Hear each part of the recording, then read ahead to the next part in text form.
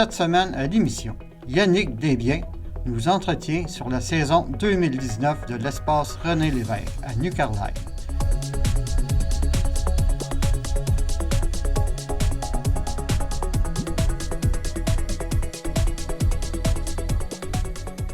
L'expérience de l'espace René Lévesque, il s'agit tout d'abord d'un musée-jardin. Donc, l'expérience se fait à l'extérieur. C'est une exposition audio-guidée à travers laquelle on redécouvre ou on découvre le parcours de René Lévesque à travers les différents moments de sa vie, bien séparés en ordre chronologique.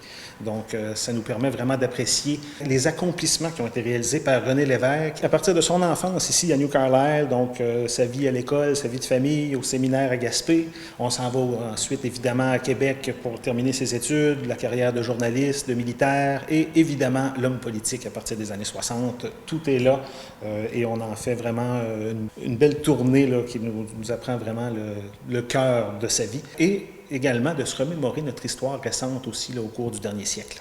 Et c'est complété aussi par un court-métrage très émouvant d'une quinzaine de minutes. C'est une balade qui est audio-guidée dans notre musée-jardin qui est aussi avec la vue sur la mer. Donc les gens sont complètement dans leur bulle en s'imprégnant de l'histoire de René Lévesque dans un décor tout à fait enchanteur.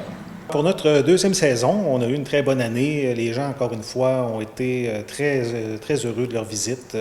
On a encore une fois eu près de 4000 visiteurs, donc ça se maintient. Comme la grande majorité des gens qui font le tour de la Gaspésie, ce sont beaucoup des gens du Québec, les couronnes de Montréal, la région de Québec, la vallée du Saint-Laurent, évidemment.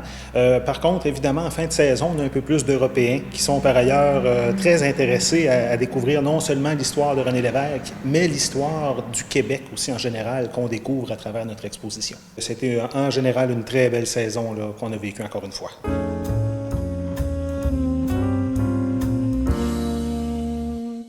On a ajouté des options pour le confort des visiteurs. Par exemple, l'an dernier, à notre première saison, on sait que le soleil et la chaleur avait été un problème. On a donc fourni des ombrelles à partir de cette année, ajouté des parasols. On a également là, préparé des circuits un peu plus courts proposés pour les gens qui n'avaient pas le temps de faire la visite complète là, qui peut durer autour de 2 heures. Donc, c'est vraiment des améliorations pour les différentes personnes qui visitent l'établissement. Il y a eu un changement au conseil d'administration?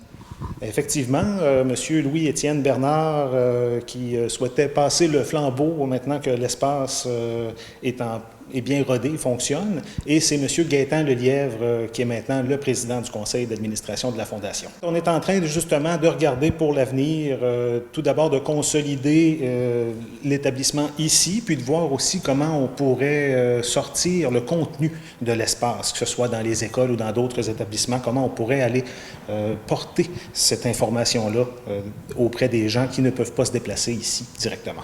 Pour l'instant, on est à regarder un peu les différentes options, les différents programmes aussi qui sont disponibles, mais pour l'instant, il n'y a rien qui est vraiment dessiné encore.